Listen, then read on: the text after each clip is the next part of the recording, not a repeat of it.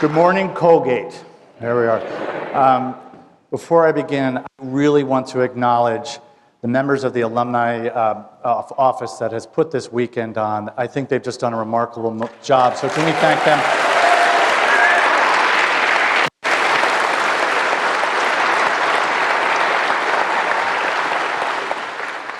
Before I begin, I want to acknowledge some people that are in the room that are very important to the efforts that we're talking about today.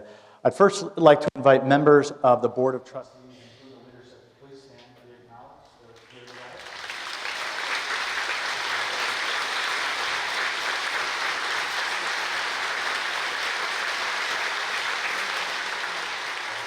We're also joined by members of the Alumni Council. Will they please stand up to be acknowledged, sir?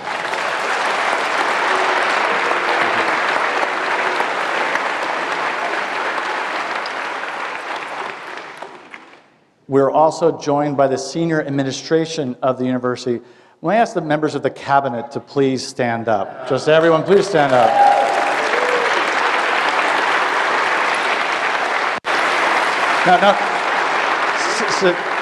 Stay standing. I get to be up here, but everything I'm presenting has been the product of the work of these remarkable people. And I want to make sure you can attach names to faces. Right over here is Hannah Rodriguez-Ferrar, who's my chief of staff. I'll go through all of them. We got the vice president and director of athletics, Nikki Moore.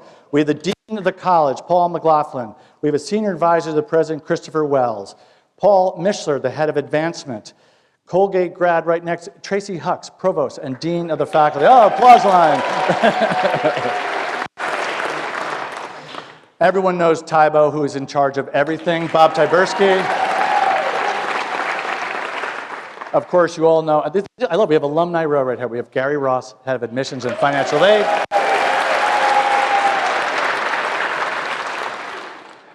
And we have J.S. Hope, who is also a Colgate graduate, who is the vice president for finance administration, and more importantly, he's in charge of Seven Oaks Golf Course. So,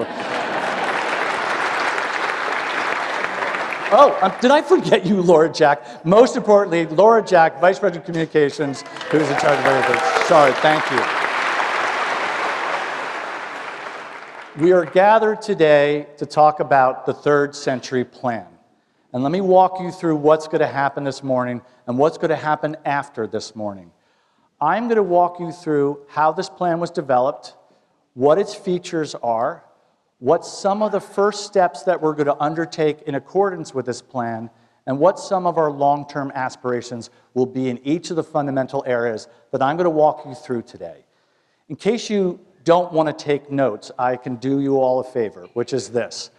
As you leave today, and as all the folks are leaving the overflow rooms, you will be handed three things. You'll be handed a printed booklet of the entire plan, 29 pages, very detailed. For those of you who are very studious, you will have that. For those of you who might have been at the tents a little bit late last night, we have the executive summary, okay? For those of you who are even more tired, we have a one-page with graphics and pictures, okay, that will outline what the first steps are in each of the areas. So you will all have that. I will not be able to take questions today because at a very particular moment in my presentation, the caterers are watching somewhere. They're going to start your lunch. So I have to be done exactly in 45 minutes or you're not eating. But I will let you know as you are leaving, we're going to indicate how you'll be able to have comments or questions about the plan. Immediately this evening or after this presentation, this is all will be on the web page. If you have any questions or comments about anything you see, there'll be a way for you to dive in deeply. Also, ways for you to send in your questions, your concerns, your comments. Also, through the good graces of the Alumni Council, I will be going back on the road, meeting in small groups with as many alumni as I can to talk about where Colgate is and where it's going. The presentation today actually reflects multiple years of work.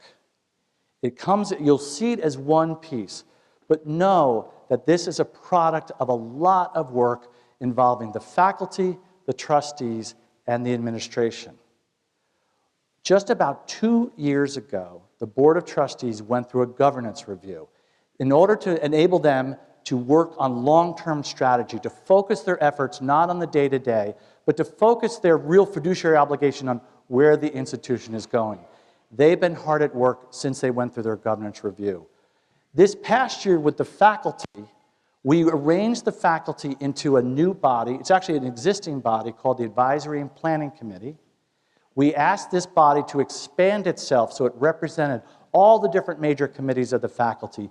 They too have been at work. And of course, the administration has been at work in thinking about where the university might be going in the years ahead. But before I do that, I think it's very important for me to tell you that I understood that the way you begin planning is to understand where you're starting. It was very important for me and for this new cabinet and for everyone who is working on these plans to understand what Colgate is. You have to understand the nature of the institution. So, first, what is Colgate? So Laura Jack's office, under this incredibly difficult assignment I gave her and her office, I said, can you capture what Colgate is in a minute and a half without words? She's done so. I will show you this minute and a half video, and then I'm going to tease out exactly what it was showing you and see if you can pick up some essential characteristics of Colgate simply in images.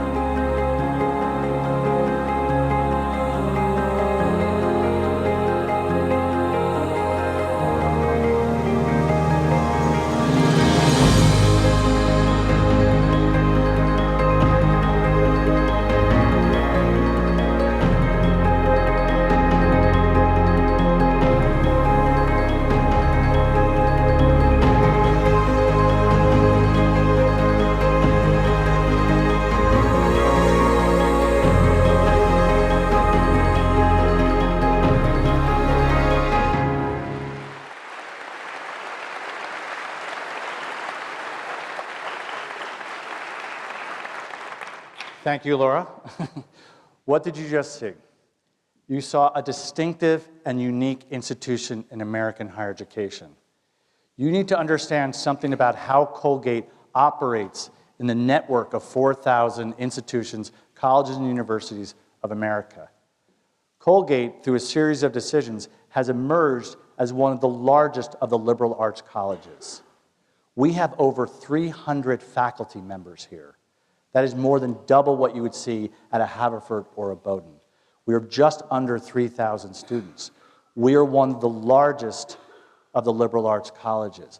That gives us a type of scale. We can undertake academic endeavors that would be impossible at smaller places. The second thing that we wanted to highlight there was the faculty. We have a remarkable and remarkably supported faculty. When you all think about your education, you always think about the faculty, and I've seen so many of you speak about the faculty members that you all remember. It was amazing to me when I first came to Colgate, and I would be walking around campus, and I'd see students, I'd say, what courses are you taking? At every other campus I've ever been on, they'd say, I'm taking Econ 110, I'm taking English 403. Here they'll say, I'm taking Harson. Jill Harson's in the front row. I'm taking Jane Pynchon. She's also in the front row. By the way, look at me clap for Jane Pynchon and Jill Harson.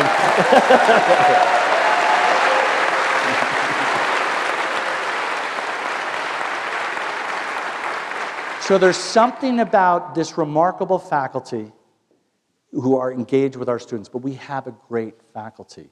The next thing that you saw up there is we have Division I sports. It's highly unusual for a school of our size to have 25 Division I sports. What we're also trying to show you is that there's a spirit to this place. There's a type of energy. There's a beauty to this place. If you become president of Colgate University, one of your greatest responsibilities is to take care of this beautiful campus and keep that beauty going forward. Absolutely. The other thing we showed you, there was an alumni panel that represented all of you. You guys are crazy. You are, you are nuts for this place. But what you do is you bring our students into the world. So we knew as we began this planning process that the trick was not to try to change Colgate, but to make it better. So let's go forward with the third century plan. Again, just to highlight, the Board of Trustees is now arranged in 4 different major programmatic committees focused on important areas of the university. You'll see those 4 areas revealed to you later. We have faculty working in tandem with the Board of Trustees, working on particular areas, doing the planning on the campus, right? So what is this plan? I just want to point out just quickly one other thing.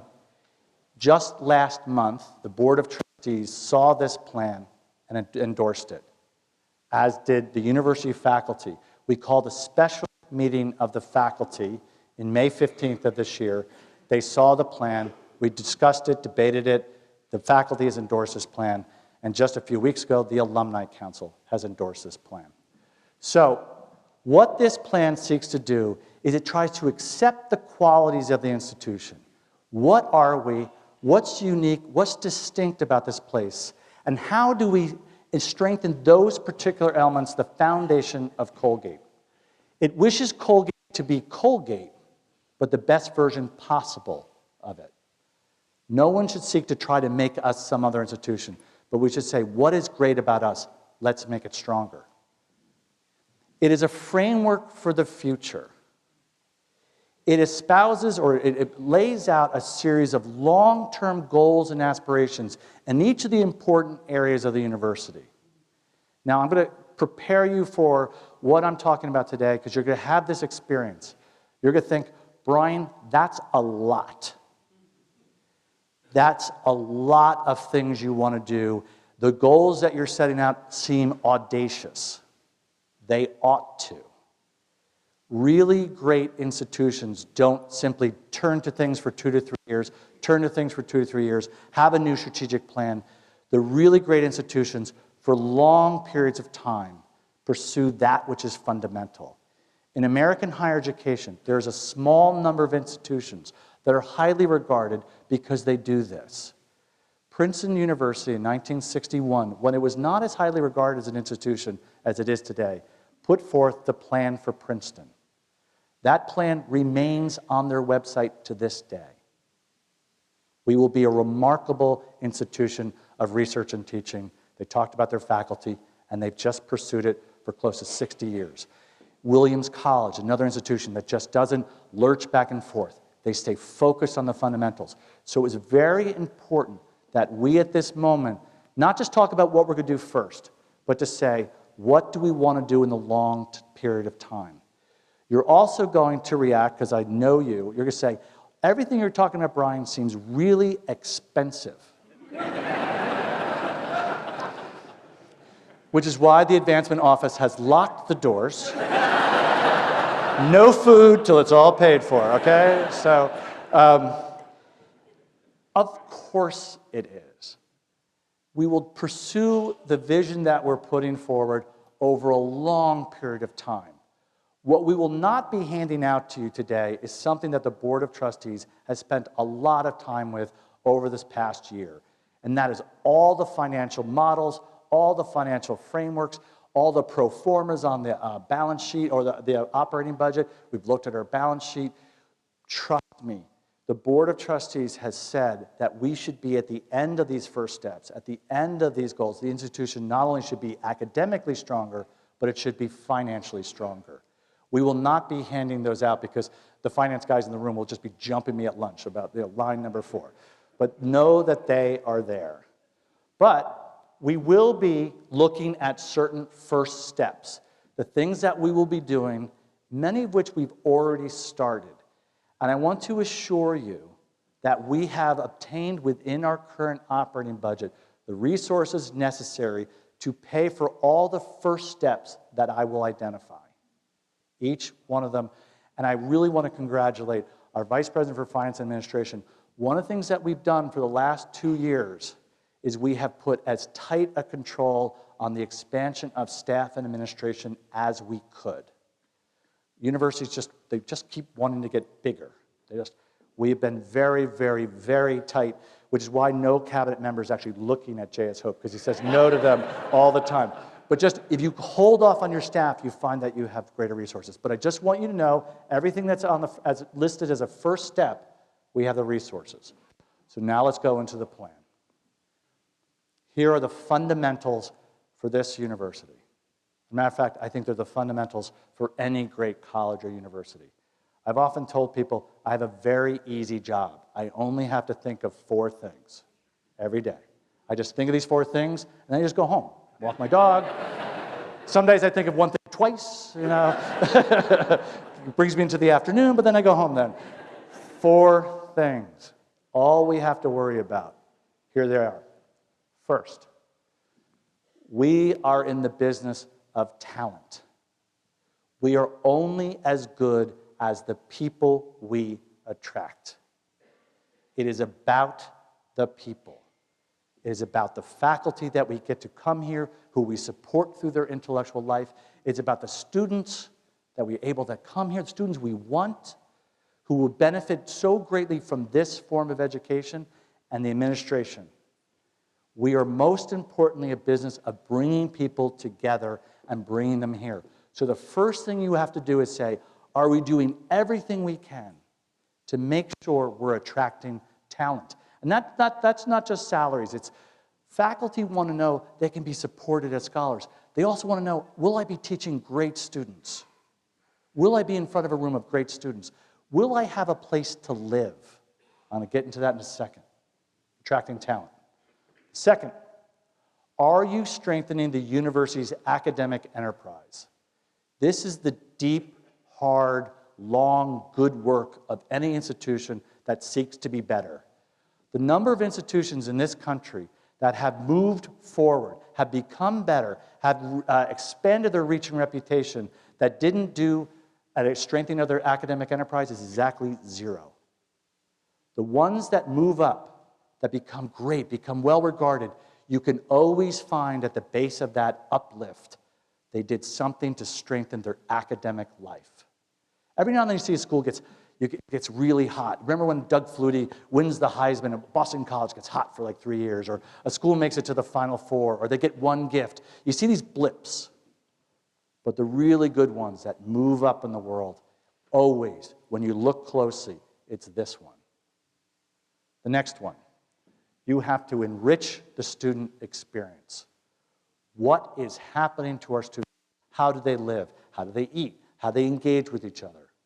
We, of course, have to worry about athletics because we are a small school with 25 Division I sports. Nikki's like, don't say 21. Which 4 did you just get rid of? I'm here to announce we're cutting the athletic program to better fund Colgate swimming. I've waited 3 years for this moment, Nikki. Always, always, always, what are you doing to make life for these students rich? It's a good thing and sometimes less good a thing. I live on the campus, and there's the daytime Colgate and there's nighttime Colgate. So the faculty all leave, and they leave these students to me, right? So I see them. So you worry about what they're doing, so you have to make sure it's going okay. The final thing, of course, is are you improving the campus and the environment? And again, when you look at those trees out there, I love those trees. We're planting those trees for when this institution is 250 years old. You must take care of the beauty of this campus. And I will have to say, and it's funny to say, I was talking to Jane before this, it's funny to say, Jane, you're a building now. But Jane Pinchin Hall and Burke Hall, Gretchen Burke, who funded that second building, is also in the front here. Those are beautiful buildings. That's one of my responsibilities. So here are the 4 areas. That's it. I am now going to walk you through what we're doing in each of these areas. I'm going to talk very briefly about what the long-term aspiration is, and then I'm going to tell you what we're doing in the next 3 years. Okay? So we're going to start with attracting and supporting outstanding students, faculty, and staff. Again, you have to say to yourself, are we doing everything we can to make sure we're attracting the best people to this environment for whom this is the right environment? Okay? So I'm going to break this down this morning into students and then to faculty, what we're doing first. So for students, we are beginning now with the class that we are admitting. We are removing all student loans for any student whose family shows an income of $125,000 or less.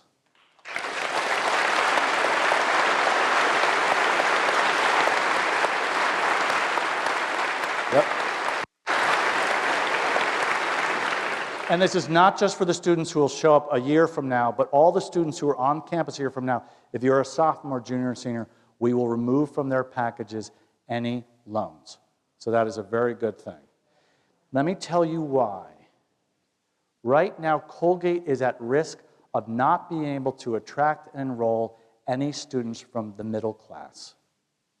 Right now, if your father is a school principal, your mom is working part-time because she's taking care of kids, and you are showing an income of $110,000, you are likely not to attend Colgate, even if it's the perfect institution for you. That is a deep loss. Think about all those middle-class kids who came to Colgate all those years, gritty, resilient kids who came here, got a remarkable education, and then went out and ran the world, right?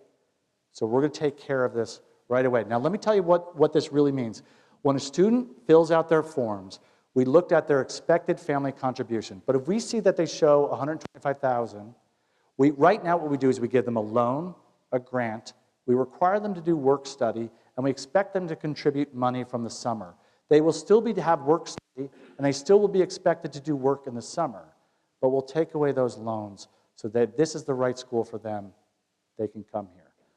Now, this is the one moment I'm going to do this, which is this. We should do more than just $125,000. We should get this to $150,000. We will still leave a few hundred students with loans. You must help me remove these loans from everybody. When you are writing your check to the Colgate Fund, I assure you, if you always give $2,000, make it $3,000 because it's going to this. Let's be that school. Right? Let's be that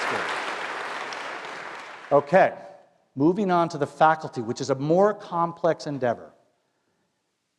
Right now, we just finished our recruiting season for faculty. We go out and tell departments that they can go hire a scholar to come into their department. Right now, this is Colgate's lucky but really hard position.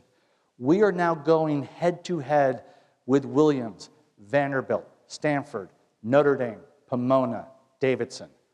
The people who we are looking in our pools are also looking to be young scholars and teachers at these institutions, right? We have to be able to say, young scholar who wants to come here, you will be supported in all the ways you want to be as a scholar. And let me tell you, and I have faculty members who are here, as a matter of fact, there's faculty members in all the overflow rooms. What they want to know is that they can have a rich, sustained intellectual life over decades. They want to know when they want to change their intellectual course, they have time to do it. They have resources to do it. We have to be able to say to them, you come here and you are going to have a wonderful, lengthy, supported, scholarly life because the greatest scholars here teach really well.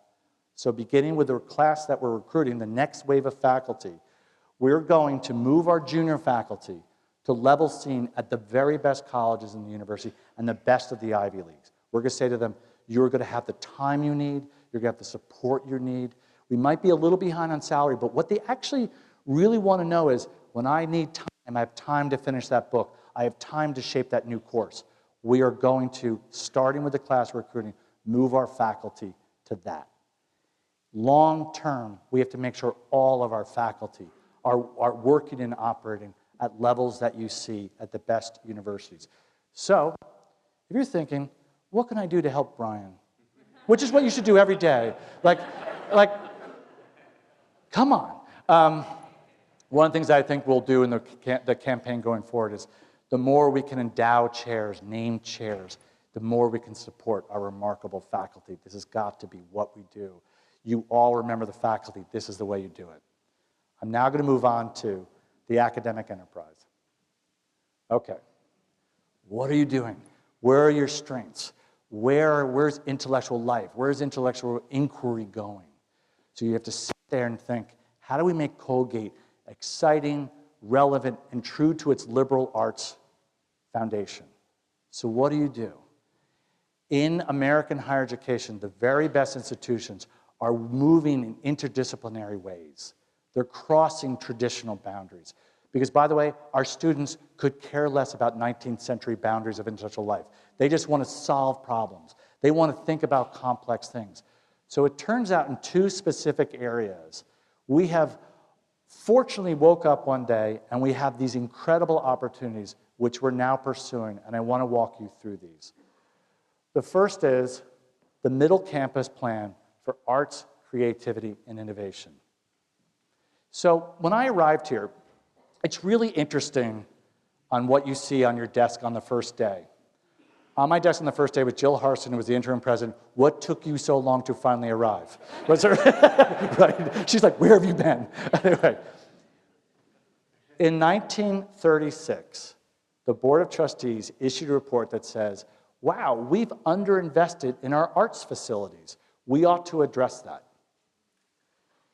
12 more times reports were written to the board or by the board saying, hey, our arts facilities are falling behind. We've underinvested in our arts facilities. We really ought to work on that. We really ought to work on that. So when I arrived here, Dana, the Arts Center, the Paul Rudolph Building, which someday you'll all learn to love. You don't love it now, you'll learn to love it. The Hall of Presidents, James C. Colgate, is where we've shoved our musicians. Our arts faculty are sitting in just terrible facilities, scattered hither and yon. We don't have appropriate places for our students who want to study music, practice. So that's how it started, right? So we're looking at this and we're saying, hey, we should really look at arts facilities. We ought to fix them. But then, you look at what our faculty are doing, and our faculty are saying, every time we offer courses in film and media studies, they fill up immediately. Our students are so excited about this. Every time we offer courses on design thinking, how you iterate complex problems through design thinking, our students love that. So we said, let's take arts and incorporate design, media, right? Let's expand it. Then all of a sudden, we're talking about the middle of the campus, and TIA, Thought into Action, our entrepreneurship initiative, said, we could really use space with some creative people. So they came over. So they start talking to us. Then all of a sudden, the computer scientists come and they say, hey, wait a minute. Are you talking about design, innovation, creativity, language? That's what we do. And in the future, anyone who's doing anything in the arts, you ought to know computer science. So they said, we want to come down. So what we're calling the middle campus, if we're in the traditional quadrangle, the top of the campus, and everyone knows the order of, you walk out of this building, you know exactly where to go next. Once you go down the hill where you see a little hall, Dana, you see the library, you see a lot of big buildings that are not really connected to each other. So we looked at that and said, wait a minute, could we start connecting these buildings, add new buildings, remove all the parking lots that are in there? By the way, every faculty member, once I say remove parking lots, they just want to kill me. But you only come for a little bit, you park in all the illegal spaces, and you all leave. So they have to park legally. You do. I am looking at you, Giacone. Anyway. What if we removed a lot of these parking spaces? What if we fixed these buildings, opened them up with glass? What if we told our students, you can study dance, you can study film and media, you can go over to computer science and learn about programming? I assure you, we could wake up and create a Colgate what we now see at Stanford, the Stanford Design School, one of the strongest institutions for creativity, innovation. That's where the jobs are. That's where intellectual life is moving. So we're working on that. We will begin, we're planning it right now. Hopefully we'll break ground on this in just, well, hopefully in a year or two. The second one is this, mind, brain, and behavior. We built I didn't build it, Colgate built the Ho Science Center. Remarkable multidisciplinary science building. Beautiful, incredible. I mean, I remember I was actually in higher education when Colgate opened up that building. Everyone saw that building going up and they said, look at Colgate. Next to it is Olin. Olin has what was then called psychology, and biology was sort of left behind. Olin, a lot of you remember, used to be just a much smaller building. In the 90s, it was expanded. Someone had dropped the memo on when you expand the building, expand the HVAC system.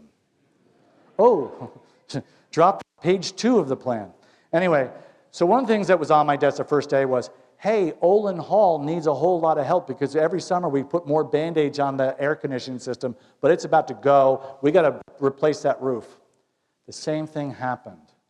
We said, look, we have to put $12 million into that building.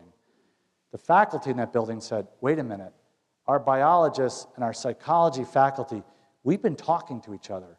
And together we study the brain and the mind. We study charisma and leadership. We understand, are there biological foundations to ethics? Meanwhile, the philosophers who study the brain, right, in a completely different way, they said, we want to play with these folks too. Meanwhile, the language acquisition folks were saying, hey, language shapes the brain. It shapes the way we understand the world. If you're fixing that building, could we go over there? So we said to ourselves, instead of just replacing this building, what if we transform this building and wake up in just a few years with the finest mind, brain, and behavior initiative in America? By far. By far. Right?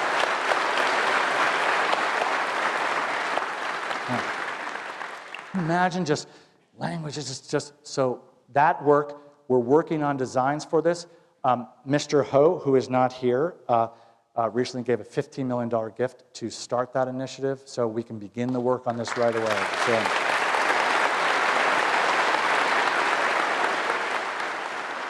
both of these initiatives, you will see the first steps, the first buildings, will be underway within the first year or two, okay?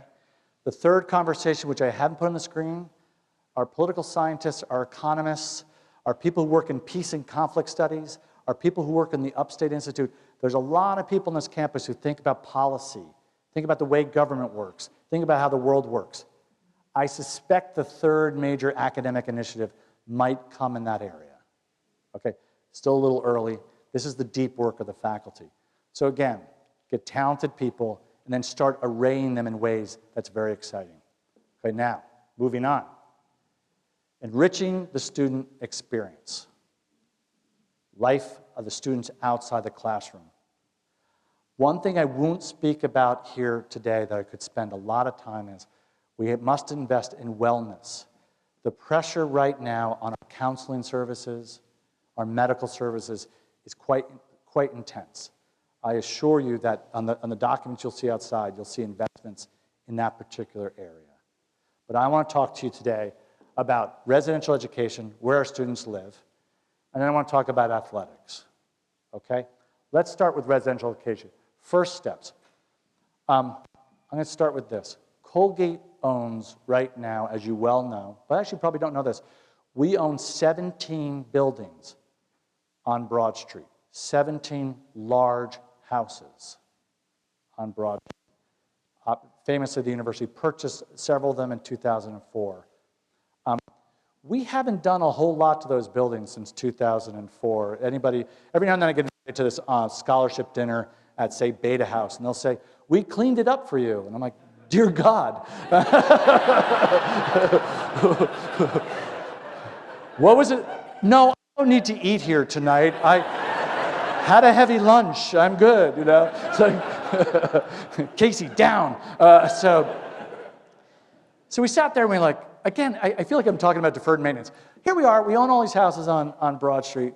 We got to look at them. And so we said, look, we got to start marching our way down Broad Street. We got to bring them up to code. We got to get handicap accessibility. We got to put some elevators in the bigger ones, because if you do that, you open up a building, you got to do that. We better paint the things, right? So then we said, wait a minute. What do we, is that what we want to do?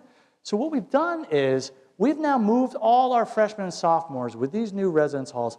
They're almost all up on the hill. We put our first years and second years up on the hill, and we put them in residential communities. You've seen a lot of great institutions. Vanderbilt has just done this. Dartmouth's doing this. You arrange people at Harvard, they're called houses. Yale, they're called colleges. But you see these residential communities emerge at Cornell, where you put students in living units where they live for a year or two. Faculty are nearby. Advisors are nearby. So we've really done a great job, particularly with these two new buildings, moving everybody up. So all of a sudden, our first 2 years, wow, they're living in this really nurturing, warm, welcoming, high advising space. And we're doing that. But now all of a sudden, we've now created a junior and senior living situation, and we haven't made any investments in that space. What have we thought about Broad Street as a neighborhood? What have we said? How do we get more social spaces down there? How do we get dining down there? How do we get, instead of 17 driveways, how do we put parking in the right place? How do we make this place beautiful? Some of the buildings on Broad Street are not attractive.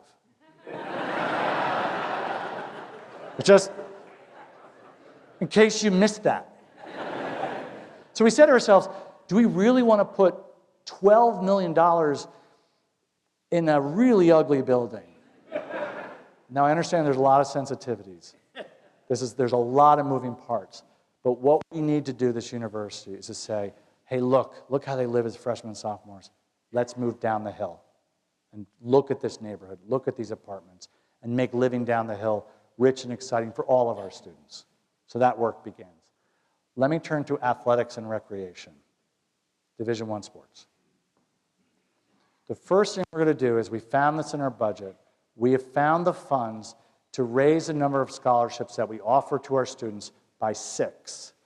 When we converted with the Patriot League into scholarships, Colgate, in every sport except for 1 or 2, moved the number of scholarships that we offered to below what the NCAA lets you do, including soccer, including men's hockey, below what you're allowed to do. So we're sending our students into the Patriot League, where they're all matching NCAA limits. We're saying, go compete against them, but with fewer scholarships. We have the resources to do this. One thing that Nikki has to do is now find out where to put those resources. The second thing, operational support. We require all of our coaches to fundraise to have our students travel, get hotel rooms, go to events. Our coaches are responsible, some of them, for more than half their operating budget. I will tell you, the varsity blues scandal that hit this country, of which we've done a study, we're fine. But asking coaches to go out there and raise funds for their operating budget, it's not good practice. We have got to relieve our coaches of that responsibility so they can shape and guide and lead our student athletes.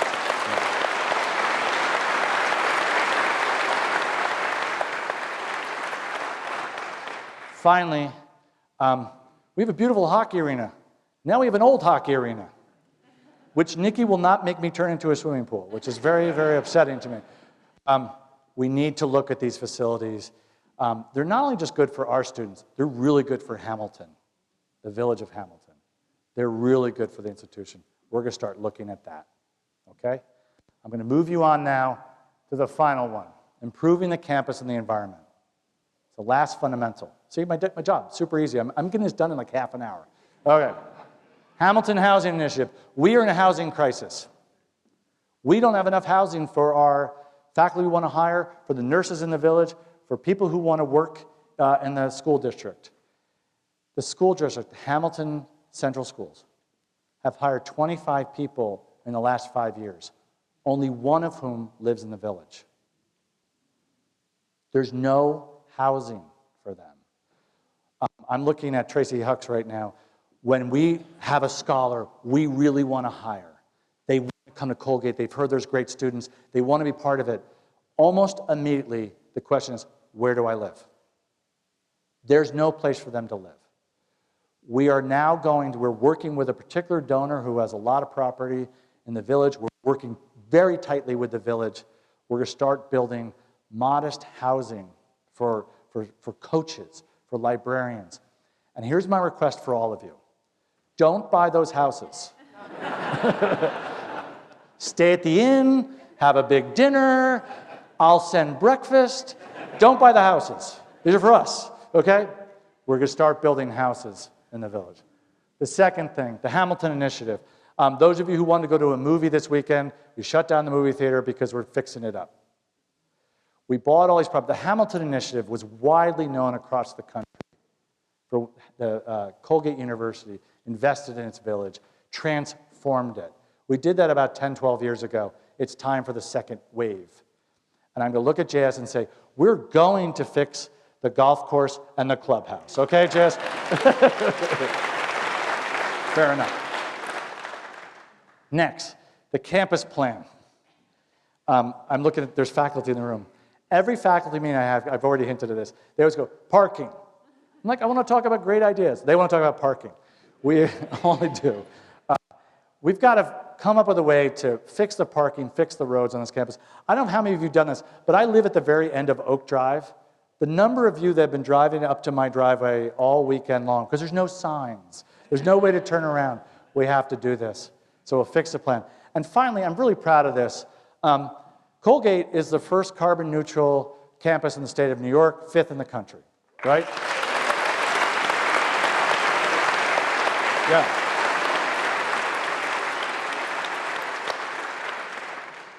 Let's keep doing this. We will have first steps in each of these, okay? So now, 4 fundamentals: attract talent. Number 2, strengthen academic life. 3, strengthen student life. 4, make the place beautiful.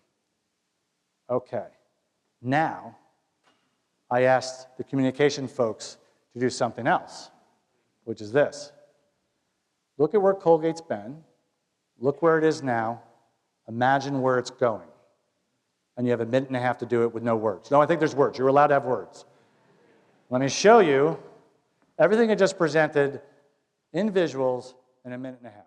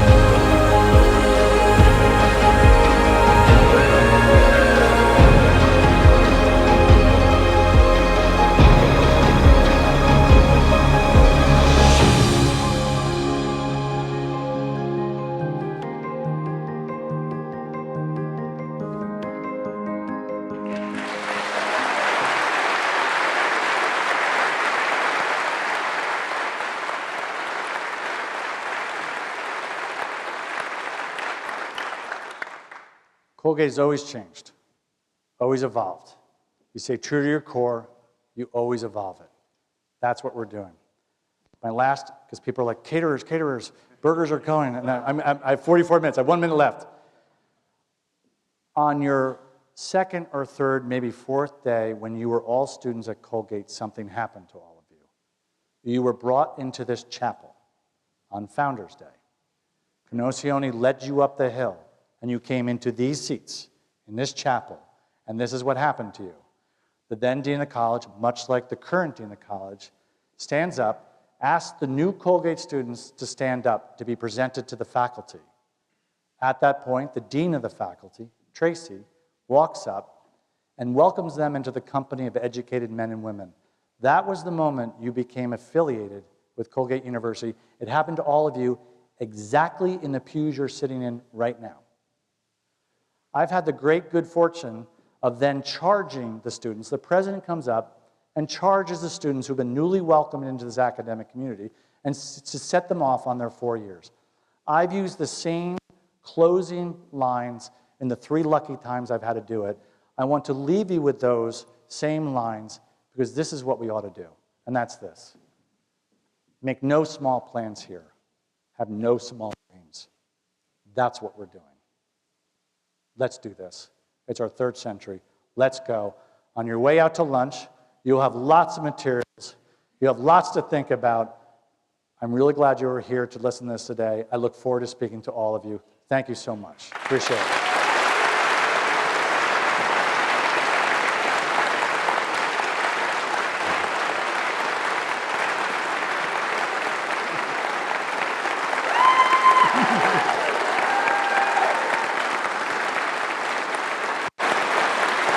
Okay. One final thing. I have to do this. My mom was watching on closed caption screening. Hi, Mom, I love you. I told you that. Thank you.